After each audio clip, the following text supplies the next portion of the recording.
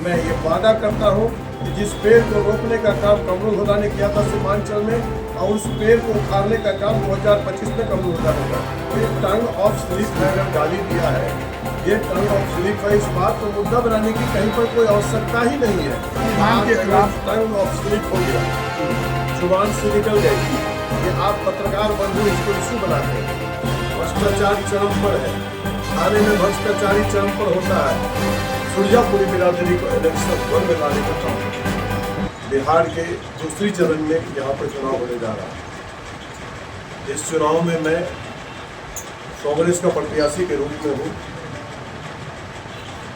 और अगर जनता ने मेरे ऊपर विश्वास किया, मुझे वोट देकर विधानसभा भेजा, और मुझे पूरी विश्वास है इस बार सभी दल के लोग, सभी समुदाय के लोग, सभी जाति और समुदाय के लोग एक तरफ होकर के हमको वोट देगा, मुझे पूरे विश्वास है, और जीत कर विधानसभा जाएंगे।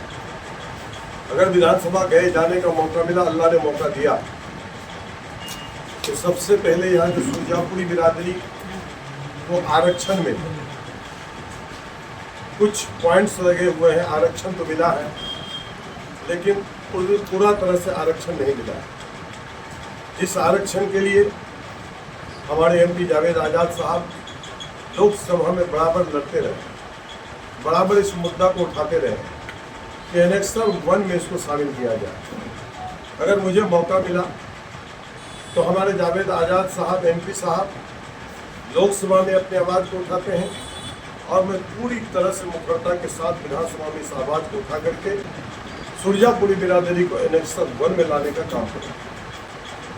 दूसरी बात, एएमयू की शाखा यहाँ पर खुल गया। एएमयू की शाखा खुलने के बाद यहाँ के गरीबों, मजदूरों, किसानों, ठेला चलाने वाला को एक विश्वास हुआ कि अब हमारा बच्चा घर में खा करके डॉक्टर बनेगा, इंजीनियर बनेगा। लेकिन ये केंद्र की गलत नीति, केंद्र सरकार की गलत नीति की वजह से ये मामला अधर में लटका हुआ है। ये 14 साल में,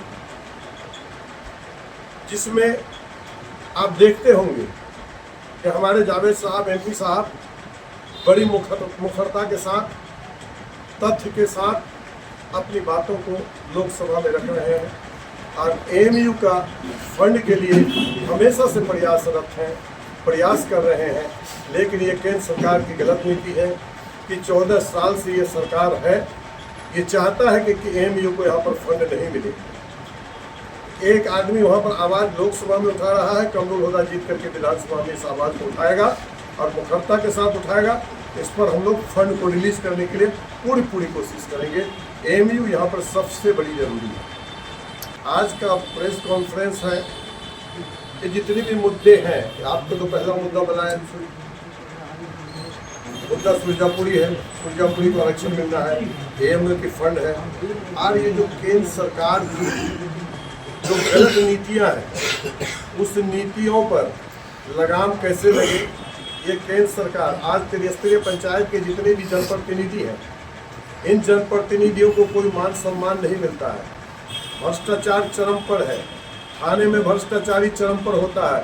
अगर कमरुल हुदा विधायक बनकर के गया, इन सारे ऊपर सारे इस पर लगाम लगेगा। जैसा कि अभी कहा गया है परसों के आपके सभा में कि मार के भगाओ सालों को, ये वायलेंस फैलाता है और संविधान के खिलाफ टंग ऑफ स्लिप हो गया, जुबान से निकल गई। ये आप पत्रकार बंधु इसको इशू बनाते हैं, और एक वो आदमी है, एक वो सरकार के लोग हैं जो खुले आम मंच से गालियां देते हैं। कभी ये बात नहीं आता है, कभी बात इसको फ्लश नहीं होती है। ये टंग ऑफ स्लिप है, ये टंग ऑफ स्लिप है, अगर गाली दिया है, ये टंग ऑफ स्लिप है। इस बात को मुद्दा बनाने की कहीं पर कोई आवश्यकता ही नहीं है। मैं आपको बता दूं कि जो पार्टी यहाँ पर, अभी हमारे रफीक साहब ने बताया, एक पेड़ को इस सीमांचल में लगाने का काम अगर कोई किया था वो कमरुल हुदा है, और ये पेड़ इसलिए लगाए थे कि ये फलदार पेड़ होगा, इसमें फल होगा, सीमांचल के लोग इसके फल से सैराब होंगे। लेकिन जब वो जड़ पकड़ने लगा तो देखा गया कि ये पेड़ फलदार नहीं है, ये झुंझुना का पेड़ है। तो मैं ये वादा करता हूँ कि जिस पेड़ को रोपने का काम कमरुल हुदा ने किया था सीमांचल में, और उस पेड़ को उखाड़ने का काम 2025 में कमरुल हुदा में करेगा। अच्छा, यहाँ का पलायन भी बड़ा मुद्दा है, बेरोजगारी बड़ा मुद्दा है।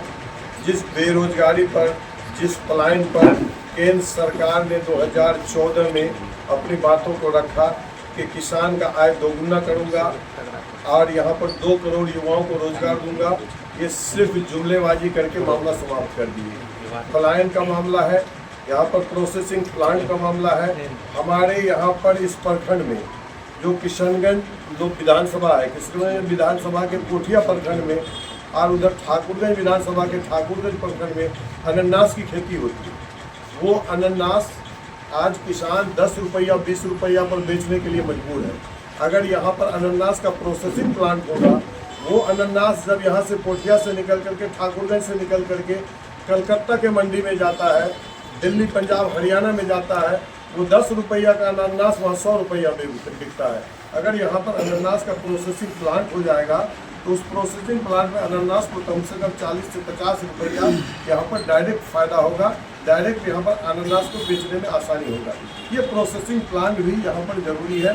जो चीज़ यहाँ पर उपजाऊ होता है उसके लिए यहाँ पर प्रोसेसिंग प्लांट हो और भी प्लांट लगे, जिस प्लांट से जो बेरोजगारी है, लोग आज यहाँ पर से पलायन करके दिल्ली और पंजाब के होटलों में जाकर के धक्के खाते हैं हमारे बच्चे, और उन बच्चों का कम से कम यहाँ पर जब प्लांट होगा और जब यहाँ पर ये लगेगा, फैक्ट्री लगेगा, तो उसमें हमारे लोग काम करेंगे। ये फैक्ट्री भी बहुत बड़ा मुद्दा है। उसके अलावा प्रत्येक प्रखंड में डिग्री कॉलेज, प्रत्येक प्रखंड में डिग्री कॉलेज हो, आपूर्ति पूरी तरह से हो। बिजली का आज ये समस्या है कि बिजली के एग्जीक्यूटिव को या इंजीनियर को, जेई को, एई को कोई आदमी अगर फ़ोन करता है तो ये फ़ोन रिसीव तक नहीं करता। इतना मनमानी है इस सरकार में रहने वाले कर्मियों का। इन लोगों पर लगाम लगाना आवश्यकता है। इन लोगों पर लगाम लगे, भ्रष्टाचारी समाप्त हो। वीडियो के यहाँ पर मुखिया जाता है, मुखिया खड़ा रहता है, वीडियो बैठे रहते हैं। वीडियो के यहाँ पर प्रमुख साहब जाते हैं, वीडियो बैठा हुआ है, प्रमुख साहब खड़े हैं। आज ये भ्रष्टाचारी समझिए कि चरम पर है। सम्मान नहीं मिल रहा है। त्रिस्तरीय पंचायत के जनप्रतिनिधियों को किसी तरह का कोई सम्मान नहीं है। मैं चाहूँगा कि त्रिस्तरीय पंचायत के जनप्रतिनिधि को सम्मान मिले।